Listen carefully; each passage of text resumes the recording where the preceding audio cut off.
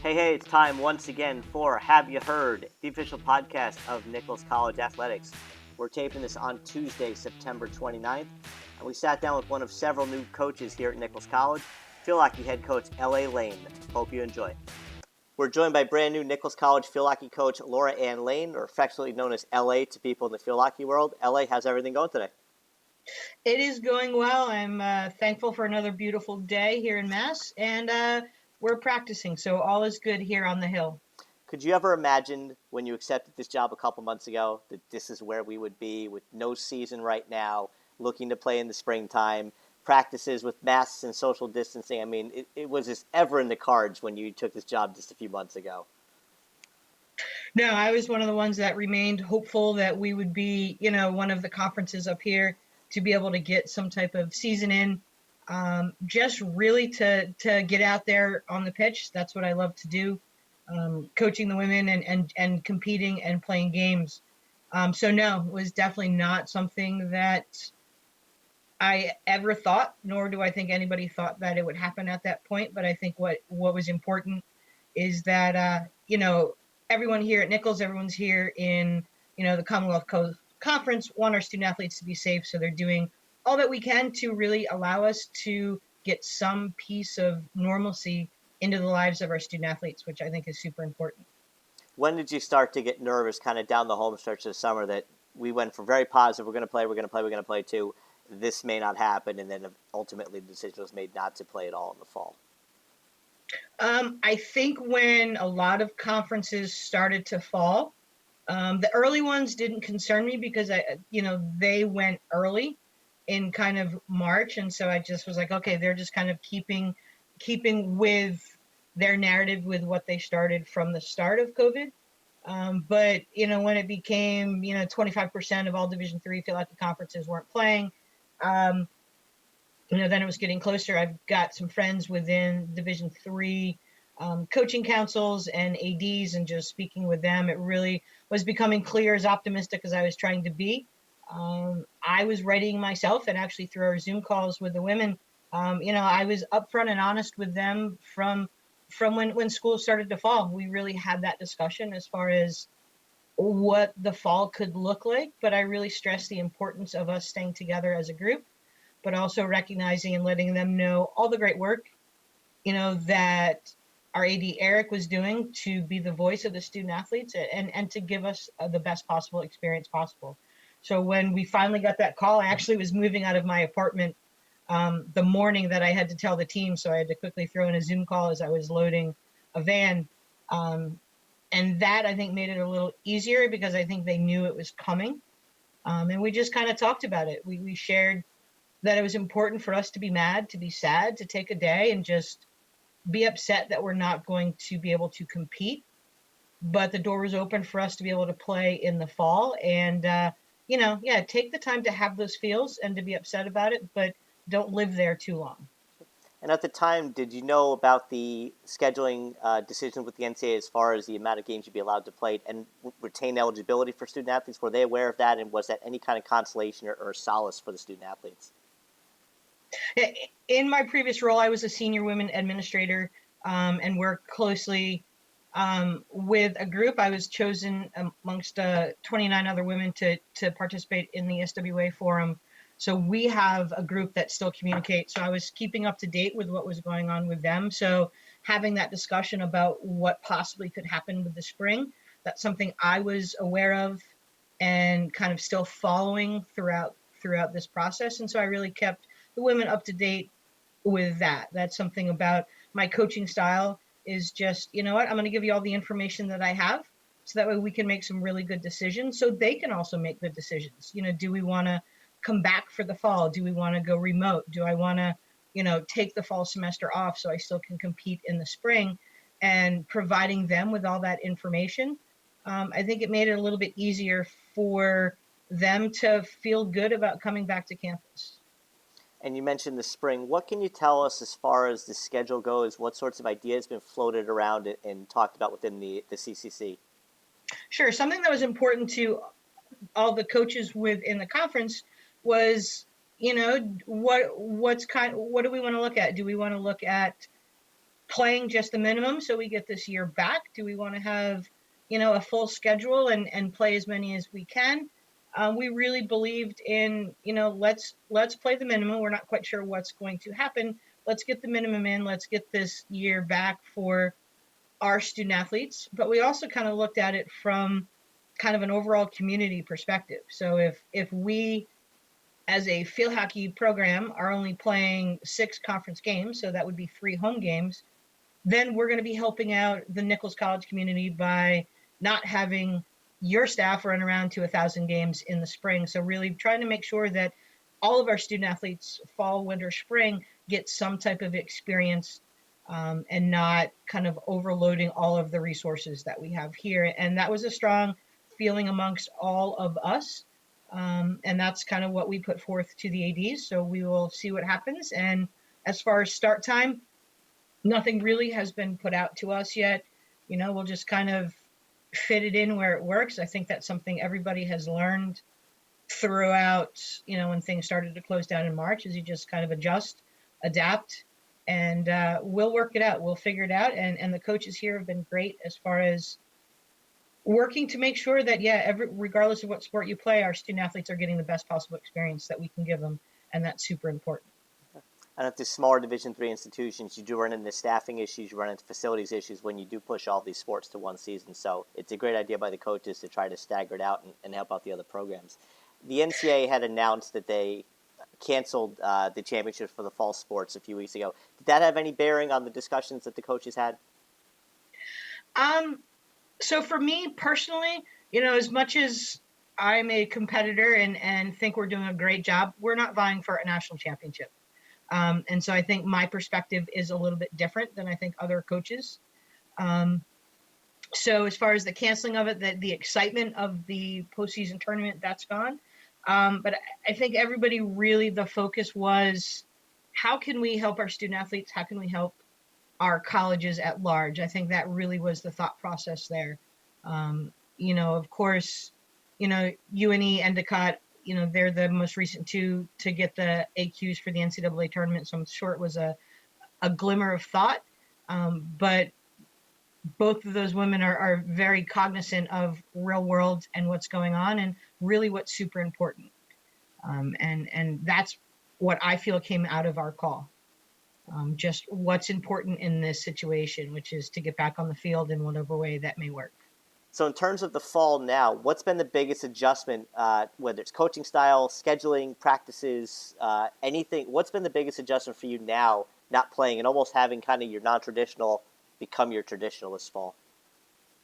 It's the mental shift. I mean, I've been coaching for a number of years at this point, so your brain gets into autopilot. You kind of get into a cycle. You've got usually 4 days before your first scrimmage. So you've got to put in a lot of things to make sure you're ready to go. And you got to think about fitness. And then 3 days after that, generally you've got another scrimmage. And then ready or not, game 1 is here probably less than 2 weeks after you started practicing. So normally for all of us in the fall, we are fast forward, trying to put things in quickly and as efficiently as possible while still thinking about fitness. This has changed my kind of thought process because we don't have a game plan to prepare for yet. We're not competing. We don't have a scouting report. Fitness is super important, but we can take a little bit more time. And we can take a little bit more time with the touches on the ball and just working on some stick work and just being cleaner and a little bit better with the ball. And that's kind of changing how I think I may approach preseasons in the future. I think we're taking a look at what is important for us to prepare.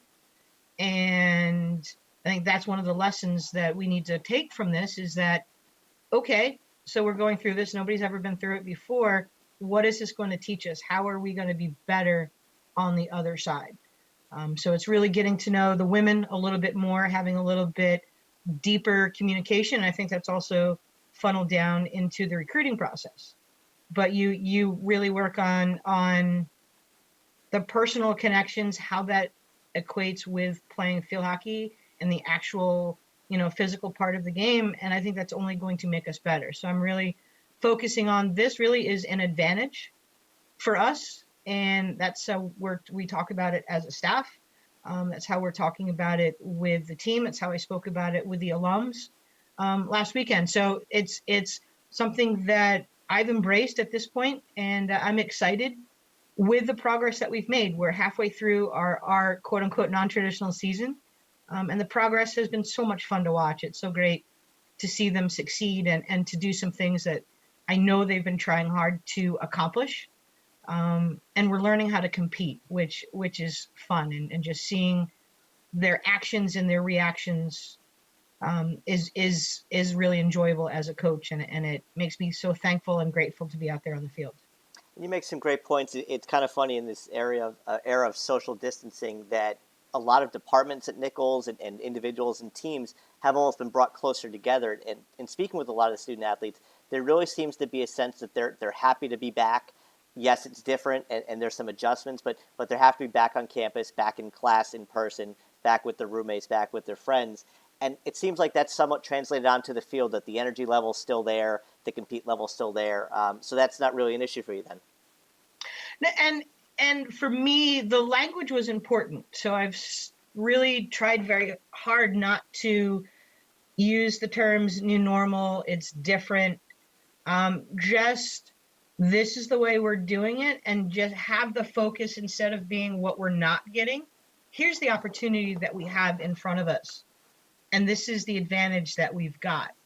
And by firmly believing that within myself and talking about it as a coaching staff, I think it's kind of changed the kind of thought process for the women on the team. And that's been a really cool kind of experience to go through. Sure. Now, having been through a couple of practices with your squad now, what sorts of adjustments have you made, or have expectations been changed or tempered from the first day of practice to now? Or has it basically been the same because the seasons are flipped, you haven't really thought that far ahead? The second I was hired, I was already thinking of kind of what I wanted to do.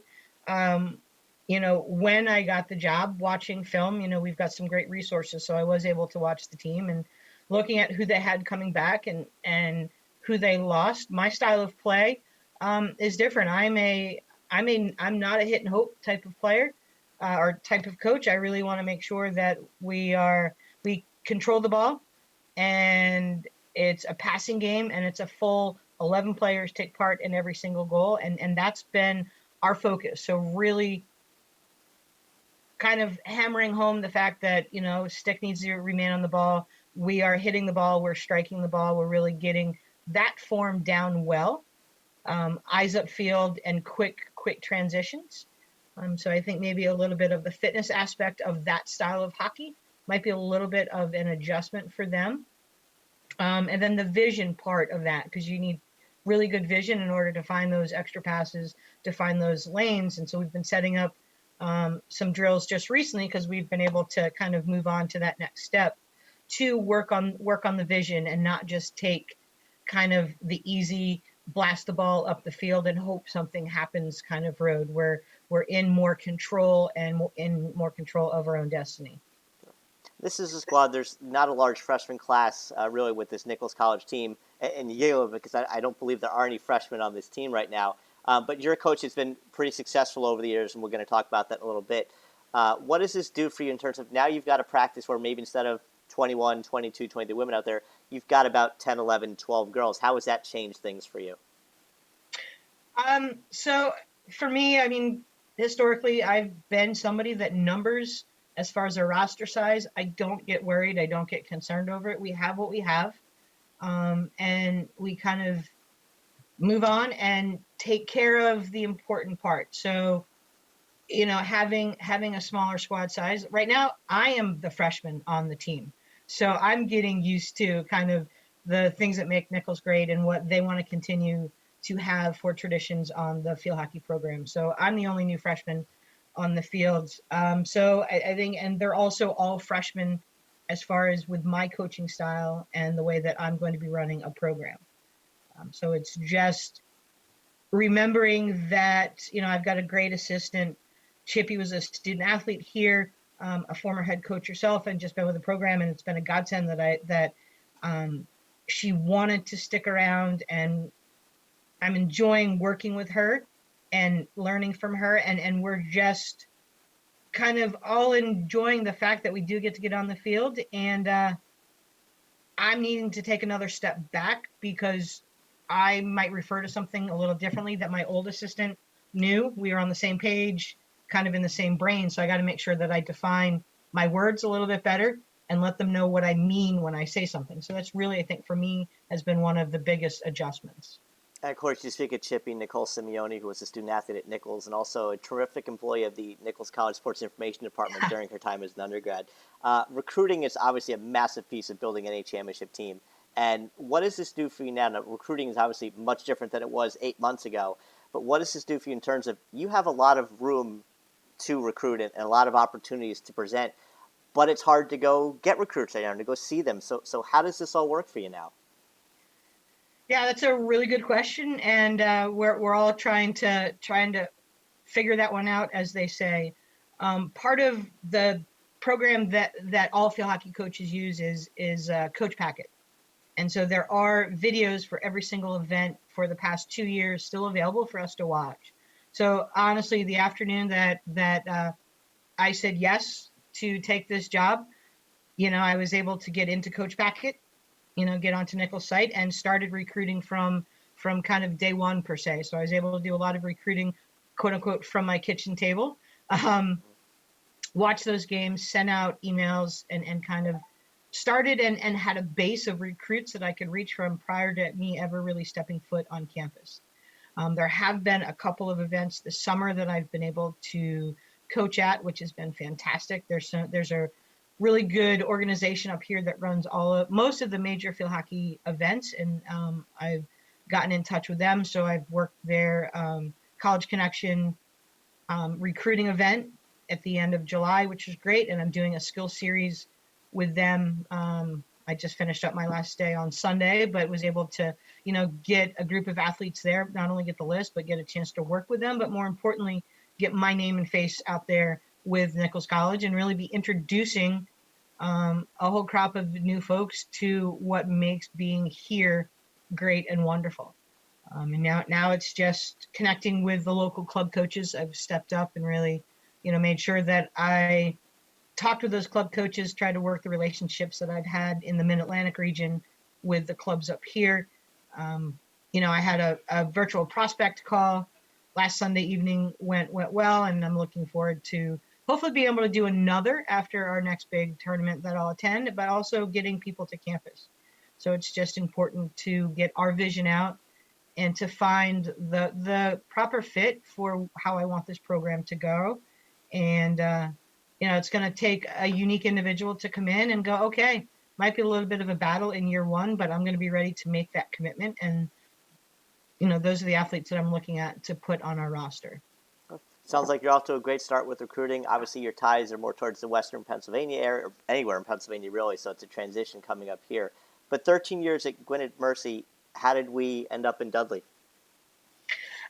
Just there, you kind of have to take a look at what goes on, and sometimes those signs, you have to look at them and you have to take them. I'm originally from New England and essentially left when I graduated high school and went to college in the Philadelphia region and then just kind of stuck down there. And Nichols opened up, and it came at a time where, my family kind of needed me to be a little bit closer.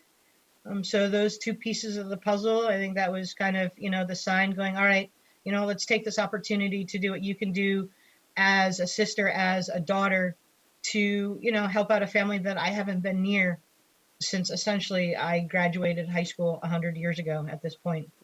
And just the thrill of being able to come in and take a program, and it's essentially in the very same spot that Gwynedd was when I took it over.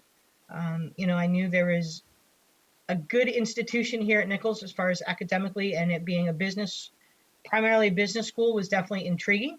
But I was coming from primarily a nursing school at Gwynedd. We had other majors, but folks in that region know when you reference Gwynedd Mercy, it's nursing. So just the pieces all were there and it felt right. I'm a big fan of listening to that little voice inside my head, and my little voice told me that putting on green was going to be something that was going to be a good fit for me. Was there one kind of selling point for Nichols? Because again, as important as family and things are, you obviously don't want to come and take a job that's just not for you for a lot of different reasons. Was there something in particular that sold you on Nichols? Said, you know what, I want to come back home, I want to be near my family, and this job is the right for me, fit for me because.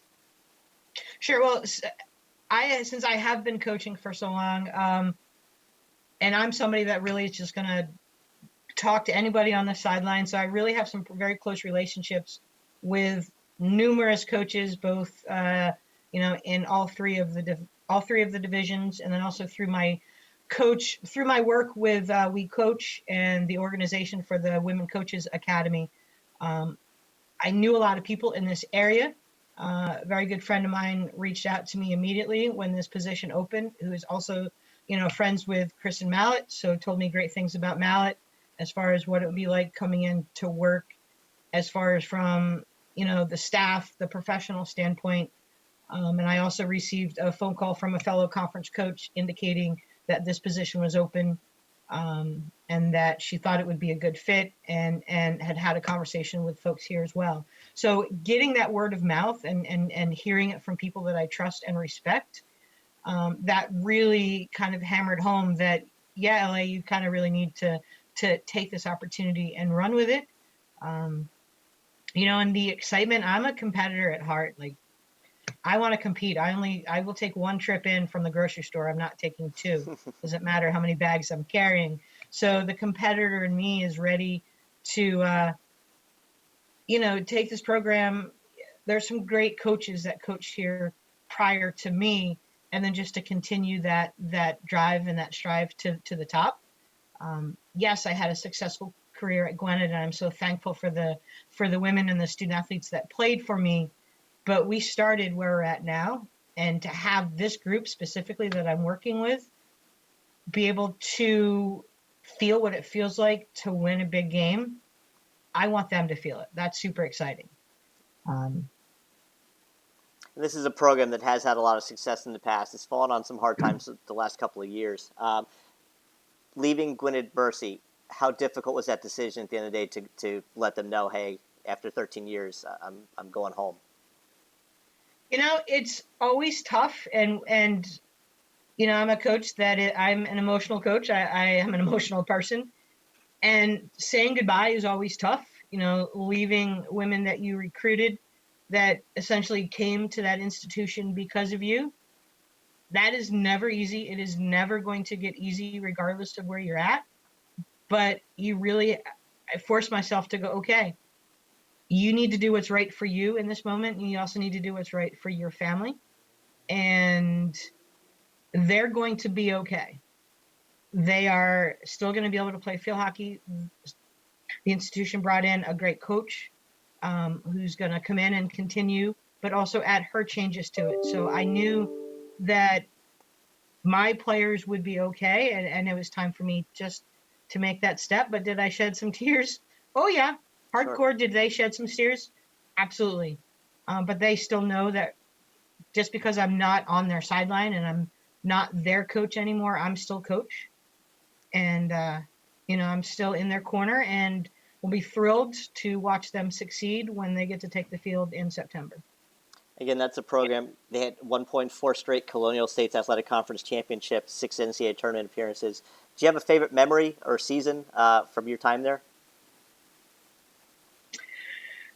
I think they're all special and unique in their own ways.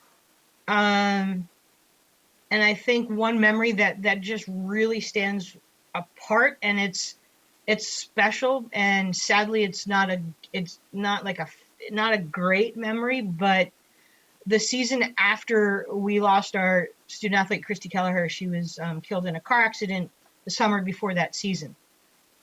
Season could have gone one of two ways, and thankfully it went the right direction.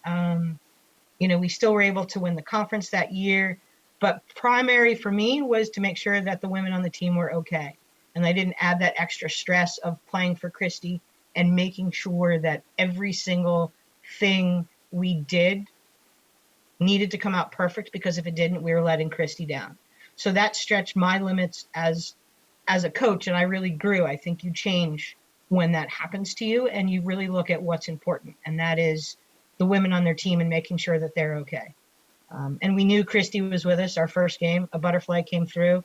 Um, Between the semifinal and championship games, we scored 14 goals. Christy wore number 14. And in the championship game, we took 14 shots on goal. And the last one shouldn't have been a shot. We were just killing the clock. And yeah, it ended up just being an errant pass, and it went on goal as a shot, but it needed to happen, obviously. So that was great to see them stay within themselves and play strong together. And the look of accomplishment and relief and joy was something I will never, ever forget. Now, clearly, those student athletes will never forget that season for a lot of different reasons you just spoke of, too. Your time as a student athlete, you mentioned a long time ago, you went off to Pennsylvania, went to Beaver College, played there. How was your student athlete? How was your student athlete experience? Pardon me. And then, how do you think the student athlete experience has changed from your time to now? What are things more important to student athletes now than they were then, or has anything changed, in your opinion? I think a lot has changed. We've Um, got time, so I mean, feel free to go. I was not recruited. I went to campus for an orientation day. I'd already given up the fact that I was never going to play field hockey again. Met an orientation leader who played on the field hockey team, and she's like, "Oh my gosh, this is great. We play, and oh, you're a goalie. That's great." And so I was like, "Sure, yeah, I'll play field hockey. Okay." And then the first words out of my coach's mouth, who is a very good friend of mine at this point, um, Kathy Kravitz, she made me cry for the first 2 weeks of playing, because she said, "Are you good?" And I'm sitting there as a freshman, shaking and scared to death. And yeah, I cried for the first 2 weeks of playing. So hopefully I don't make my athletes cry for 2 weeks straight. Um, but yeah, there wasn't a recruiting process. I was able to play all three sports, believe it or not, as short as I am. I did play basketball for 2 years. Um, and then, opted that basketball really wasn't my thing. I can And sympathize. the extra training, the strength and conditioning, the film work, that has all evolved. And is it better or worse? I just think you can't look at when I went to college through the same lens as what our student athletes kind of experiences are. I had a great time. We definitely were successful in field hockey and softball when I was there. But what's more important to me is the friendships that I still have with the women that I got the opportunity to play with. It sounds like your coach at Beaver College made you cry. So, at what point did you say, you know what, I want to make some kids cry too, and I want to be a head coach? When did that come about? Did you start thinking about that while you were training and in the film room at Beaver, or when did that start to get into your head? Coaching kind of happened by accident. It's one of those things. I graduated and stayed in the Pennsylvania area to try and kind of start my life with whatever that was going to look like, what I was going to do with my degree in biology. Went on an interview, was super pumped, really killed it. It was at the Hospital University of Pennsylvania, working with their Alzheimer's research team. Would have been a dream job, and then didn't get the position because I didn't take a neuro class. But thankfully for me, we didn't offer a class in neuro, so it was nothing I didn't do, so I could be okay with it. Take solace with And that. then where I was living, they needed a junior high coach, so I stepped in there, and my head coach wanted me to come back and work with the goalkeepers. So yeah, that's how it started. And then I took over for her when she retired, and then it was one of those things. I went back and got my master's in elementary education. I was like, yeah, no, I don't want to give up collegiate coaching. So I really, right place, right time, I think. And just, would I've loved to have been doing some Alzheimer's research? Absolutely. But I think I found my passion in my career. You know, I get to come into work every day. I don't, this is great. This is a big part of who I am, and I couldn't ask for a better profession. Sure. Are there things from that first coaching position or from your mentor that you still apply today? Repeat that. There was a beep, so I totally missed Oh, that. sure. No, I was just speaking about your mentor as a head coach. Are there things that you did at Beaver College and through your supplement that you still do today? Is there been anything that just, you know what, I did this 25 years ago and it still works today and I keep doing it? I think I think it ebbs and flows, but what really sticks with me the most, and has been throughout my entire kind of playing career, is it's the personal connection that you have to have with your student athletes. Um, whether it was my high school coach, who I coached her niece when I was at Beaver College, which was super cool. Um, she would always, we'd climb Mount Major, which is in New Hampshire. She'd cook us breakfast, and just having that off the field connection was super important. Um, we had a student teacher when I was in high school, Barbara Morey. She's a former captain of the U.S. field hockey team. Told me never let the other team see you cry. So that's something that I share with my women on those bad losses.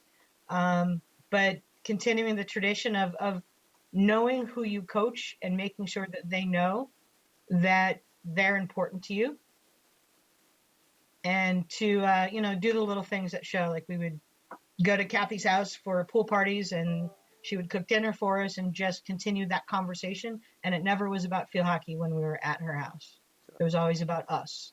Sure. And I was going to ask you about just kind of what keeps that drive and that passion for field hockey going after years of coaching, and it sounds like you may have just answered that question.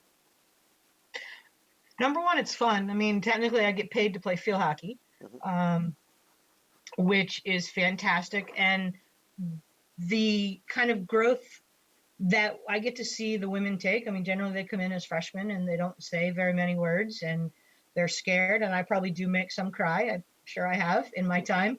But seeing them grow and mature and figure out who they want to be, and being a part of that process and kind of guiding them, not making the decisions for them, not being their mom. They all got great moms. No, but guiding them to be the best possible person that they can be, and using field hockey kind of as that kind of piece to get them to that point. And that's what's exciting. And with the game always changing, there's always something different and new. The relationships I've been able to build with fellow coaches across divisions, across sports. We're a pretty passionate group.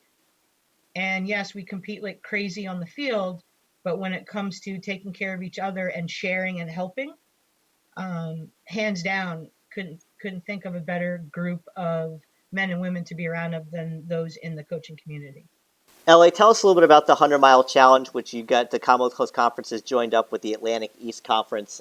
Each student athlete on the field hockey team will do a combined walk or run of 100 miles to raise awareness and support breast cancer education. Yeah, that's something that, it's a tough situation, but we are I feel badly saying we're excited to be a part of it. But we are excited to be a part of it. Alexis Howren is a senior field hockey player from Wesley College.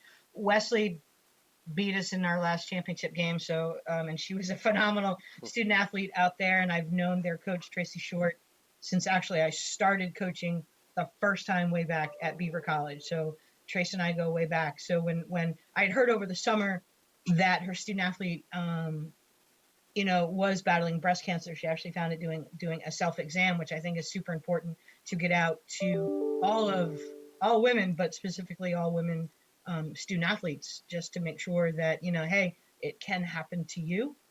So when we were approached by our conference, who was approached by the Atlantic East to join in to raise some awareness to support Alexis through her battle, I actually got the email when we were at practice. So I read the email to the team, and it was a resounding absolutely. We are going to help out and show our support. Um, Field hockey players are a strong lot. We get hit in the face or shins or knees with sticks, and we continue to get up playing. So I know there's no doubt that Alexis is going to continue to be strong. From what I understand, she's really getting great support from her teammates. She's looking forward to getting back out on the field. And just so for us to be able to take part and to show that we care, all the way up here from Massachusetts down to Wesley, it's something that I'm excited to be a part of. And I have a connection just because we competed against them for years. So So I think it's great, and we're going to do what we can, different ways within the team, but also in the conference. I had a couple conversations with conference coaches just to see what else we're going to be able to do besides, obviously getting on social media and doing our bit and making sure all students and staff get our 100 miles in for the month of October. So I'm going to be getting some miles on the turf, the track, and the treadmill, and at the beach. It's So thank you so much for asking.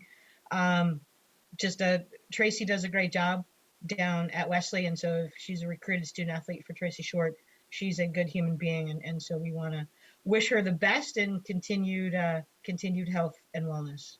It's a great job by Wesley College, and again for the CCC piggybacking on it and jumping in to help out. So there's a ton of information on the CCC website. There'll also be some information on the Nichols College website later this week for fans and anyone who really wants to look just to sign up and help out however they can. Yeah, I believe the first bit of her story will be released on October 1st, and I think it's gonna be a multi-part series, just kind of her journey from discovery to now, practicing and looking forward to compete in the spring, because I know the Atlantic East, just like everybody else, is looking to compete in the spring. That's a great job by the field hockey program at Nichols jumping in on that. And like I said, fans will have more information on both our website and the Commonwealth Conference website as the month goes along. And as we wind things down here with Nichols field hockey coach L.A. Lane, we wanted to ask L.A. just about, and it's kind of an unprecedented question, and we don't know have the answers right now, the 2020-2021 season. What do you expect? What can we look forward to over the next couple of months here? What are your goals for this program once we get back on the field and really just through the rest of the fall? I think for us, a real possibility. I mean, number one goal is just be better than we were last year, and whatever that definition is, going to be something that we're going to work to define and to set tangible goals. So when we're done our training, we're going to continue some classroom work and just really as a group. I'm not going to be the one that defines it. I want the women, based upon what we've done in our training, to take a look at, okay, where do we think we're at? What can we do in the spring? What do you think all this stuff is gonna help us accomplish in the spring? And number one is bringing in, I will call her my leadership guru. So she'll do some work with our team at the end of October. Molly is a great friend and just a fantastic facilitator, and has helped my teams. So as far as what we're going to see in the spring, we're going to see a different style of hockey. Not better, not worse, but just a different style of hockey. And it is my hope, with how Chippy and I are setting up our practices, it's going to garner hopefully more wins, but more goals being scored, less goals being let in, and just a pretty style of hockey for those to come out and watch on the hill, because fingers crossed, we get to play, we get to have fans, and we get some excitement back here, which is what I'm looking forward to. I know the alumni are excited, the coaching staff, the other sports are excited at Nichols. We can't wait to see what happens on the field once we get back out there. L.A. Lane, thank you so much for joining us. We're so glad to have you here at Nichols. We can't wait to see what the team looks like once we get back on the field. Thanks for having me, Pete. It was a pleasure to talk with you. I've enjoyed working with you. I've enjoyed learning about Nichols from you, and just all you do for us as an institution. So we can't thank you enough for all the great stuff that you do. So thank you so much. I appreciate that. It's been really a lot of fun working with you and getting to know you on a personal level. So I appreciate that. Thank you so much for joining us on Have You Heard? And we look forward to seeing you on the field soon.